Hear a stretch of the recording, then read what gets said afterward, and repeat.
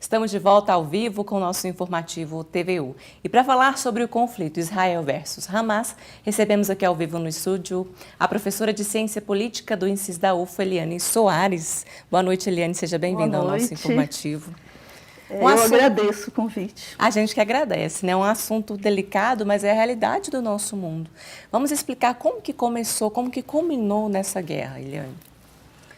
Bom, acho que num primeiro momento eu até discordo de tratar como um conflito entre o Israel e o Hamas. Porque no meu modo de entender, isso dificulta o entendimento de que é uma guerra de muito mais tempo, né? É um conflito de muito mais tempo entre Israel e os palestinos. De longa data isso aí, né? De longa data, mais de 70 anos, né? Entre Israel e o povo palestino. A minha interpretação é essa. Então, quando se coloca a questão do Hamas, né, se dá um destaque para o Hamas, fica parecendo realmente que é um conflito muito pontual com um grupo que é considerado terrorista, né? E assim se justifica a guerra, porque é importante a gente entender que a compreensão que se tem da guerra, né, ou melhor, dos conflitos, né? Porque chamar de guerra é algo que eu também tenho meus problemas. Né? Não é nem a questão do pesado. Claro que toda mas guerra é uma guerra, né? Acaba sendo, mas eu digo que é mais um massacre e um genocídio, porque é um Estado constituído, né, com a força bélica muito superior, contra uma população que não tem um Estado constituído, que são os palestinos, que lutam há décadas, né? Há quase um século para ter esse Estado constituído. Então, a correlação de forças é muito desigual. Sim. Porque a gente fala de guerra quando é um conflito entre dois ou mais Estados constituídos, né? No caso de Israel e Palestina, é um conflito entre Israel e uma população que tem bem menos poder bélico, né? Então, por isso que é difícil chamar de guerra. Já começa ali, muito na inferior. verdade, fica parecendo mais um massacre e um genocídio, que é o que tem sido denunciado por diversas associações, né? Mas não só associações, inclusive por governos, né? Por parte da mídia, porque eu acredito que até esse bloqueio midiático ele está sendo rompido no momento atual, parcialmente, mas aos poucos ele vai sendo rompido, porque a visão dominante é que seria um combate a um grupo terrorista, um direito de defesa de Israel, né, contra um atentado de um grupo terrorista Sim. ao território de Israel, enfim, fazendo vítimas, né, fazendo mais de 1.000 mortos, 200 e tantos reféns, né, que teriam sido sequestrados pelo Hamas. Mas essa narrativa ela ajuda a gente a negar, né, o lado dos palestinos, a deixar de ver o lado dos palestinos. Porque a denúncia é que muitos civis têm sido mortos, né, de forma brutal por Israel. Acho que isso é algo que tem comovido, né, milhares de pessoas no mundo afora. Nós temos manifestações gigantescas, né, em várias capitais mundiais, em várias cidades. Maiores, mas também cidades médias, né, no mundo inteiro, inclusive aqui no Brasil, tem crescido as manifestações de rua em defesa do povo palestino, porque realmente o que está sendo feito lá na faixa de Gaza, e não só na faixa de Gaza, acho que isso é importante dizer, também na Cisjordânia, mas principalmente na faixa de Gaza, é uma tentativa de eliminar uma população inteira. Acho que isso precisa ficar claro. Né? Por exemplo, ataque a hospitais, né? Exigência de evacuar o hospital. As últimas notícias aí falando de crianças sendo feitas cirurgias sem anestesia. Ou seja, proibição de entrada de comida, água, corte de energia, corte de internet, corte de combustível. Né? Então, como que se vive assim? Eu acho que a gente precisa ver essa situação do povo de Gaza. Se fala muito de crise humanitária, né? Mas eu acho até isso é pouco. Eu acho que é pouco. É genocídio mesmo. Sim. Porque as fronteiras estão fechadas, né? Agora, Israel já vinha há mais tempo mantendo a população da faixa de Gaza fechada lá dentro do território, sem direito de saída, né? Como um campo de concentração mesmo a céu aberto, que tem sido denunciado, né? Como isso um dos em 2023, né, Eliane? Sim, exatamente. É uma coisa que fica chocante, né? Fica chocante justamente por ser obra de um Estado que se diz representante de uma população que historicamente foi muito perseguida e muito oprimida também, que é a população judaica, né? Que foi perseguida pelos nazistas, como todo mundo sabe. Inclusive, essa questão do povo, da população judaica, né? Da perseguição, de eles terem vivido expulsos, né?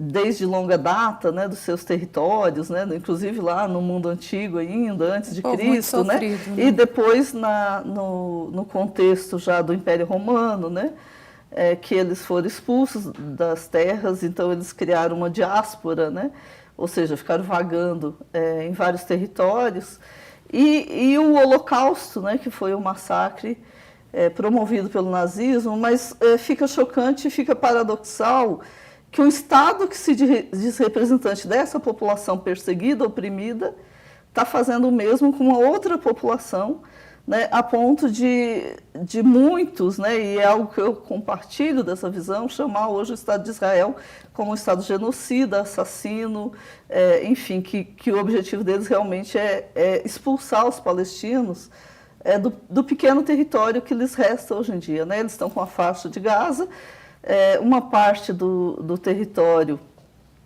quer dizer, a Cisjordânia, né, só uma parte desse território, porque em guerras anteriores Israel já foi tomando, né, esse território da Palestina, que antes, inclusive, do território era integral, né, completamente dos palestinos aquele território. Então, acho que a gente precisa entender essa questão que se fala muito assim, o Hamas atacou o território de Israel, atacou o Estado de Israel, mas cadê o território dos palestinos? Porque a gente tem que pensar nessa questão de ter sido feito um Estado, inclusive com a aprovação da chamada comunidade internacional, que seria a ONU, né, que aprovou, né, inclusive na época foi defendido por vários estados essa questão, inclusive a partir dessa sensibilização com o Holocausto, com a perseguição do povo judeu, foi aprovado pela ONU, né, a criação de um Estado judeu em cima do território da Palestina, que já vivia lá um povo árabe.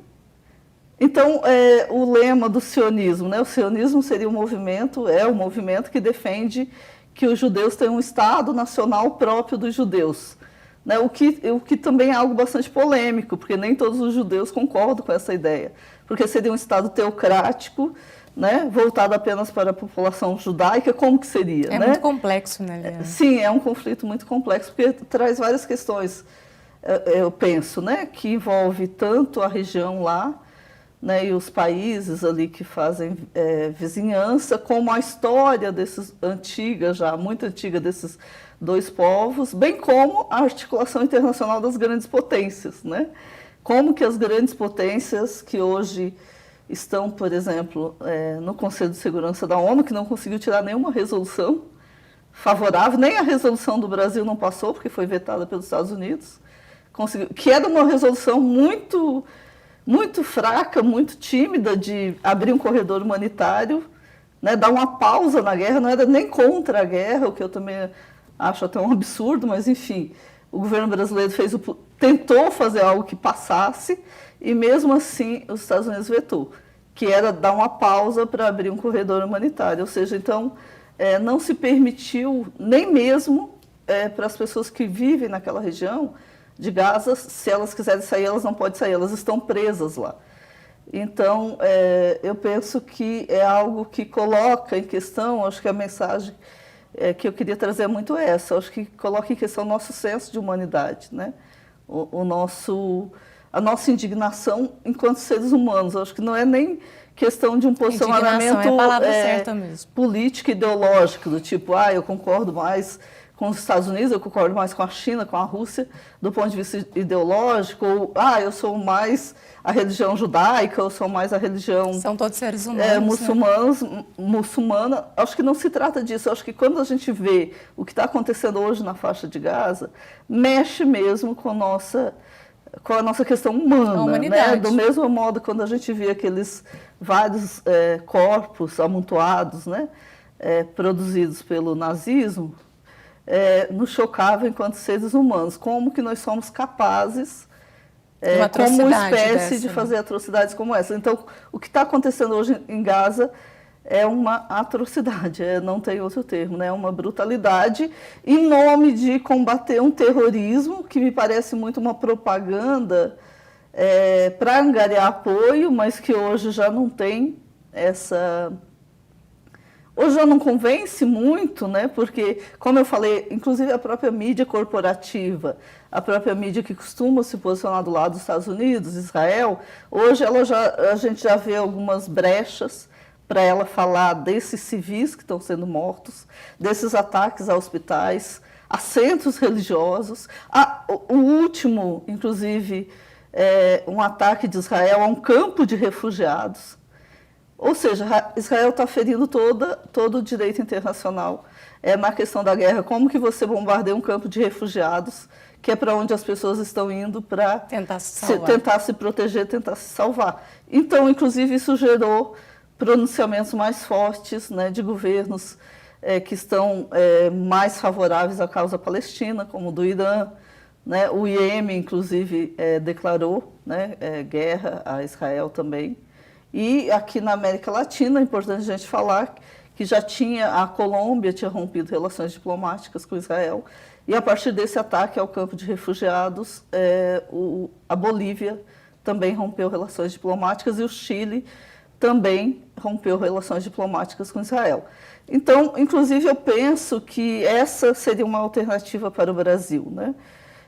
Eu penso que Israel precisa ser pressionado. Alguém disse que, se Israel não for de alguma forma...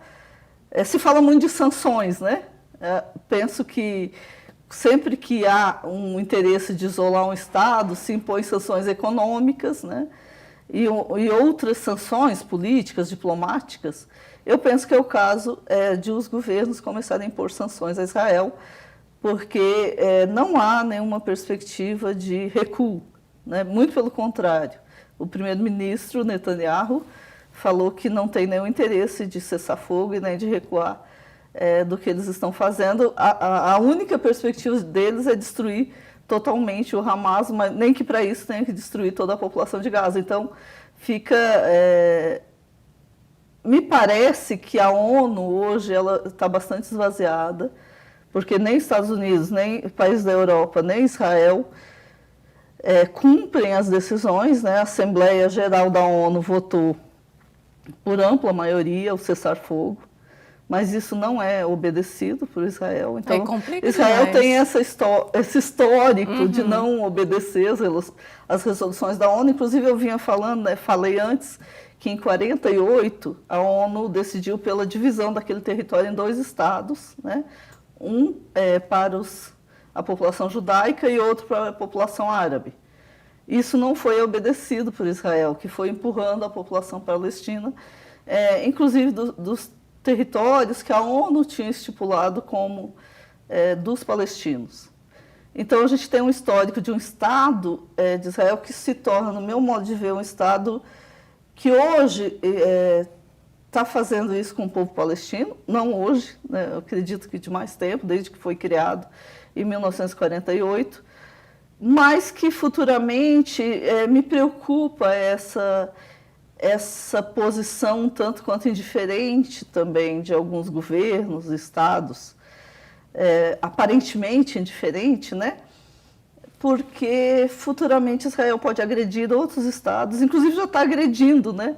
O Líbano, a Síria, já teve bombardeio de Israel novamente no Líbano, na Síria, outros espaços, né? Outros territórios de outros estados no Oriente Médio. Então, é muito preocupante que a tal comunidade internacional, representada na ONU, deixe Israel com as mãos tão livres para agir, porque futuramente isso pode se tornar algo, enfim, que extrapole mais ainda. Mas a minha defesa é que já extrapolou. É verdade. Porque a defesa do povo palestino como seres humanos, eu penso que é a grande causa hoje. Do mesmo modo que na Covid, né, a gente estava em questão a nossa própria sobrevivência física, né? Quando a gente tem uma crise de saúde, né, como foi a Covid-19, né, a gente nos coloca a pergunta, né, dos nossos limites, Exatamente. Inclusive biológicos, como uma crise sanitária mundial, né? Isso.